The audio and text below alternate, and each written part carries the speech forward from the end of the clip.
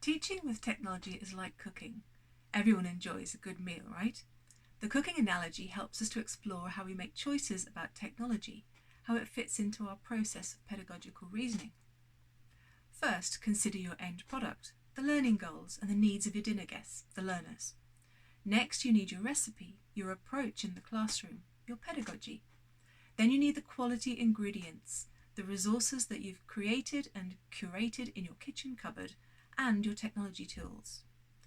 But where companies market gimmicks and gadgets without a solid research base, they need to know that teachers are not in the market for snake oil. Do you know enough about how to combine all of these together to make the best meal?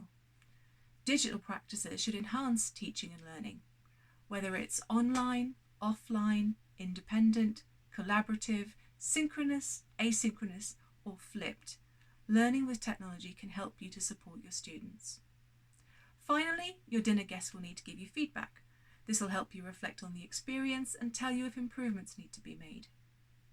We know that teaching and learning with technologies isn't always that straightforward, because pedagogy needs to drive technology and not the other way round.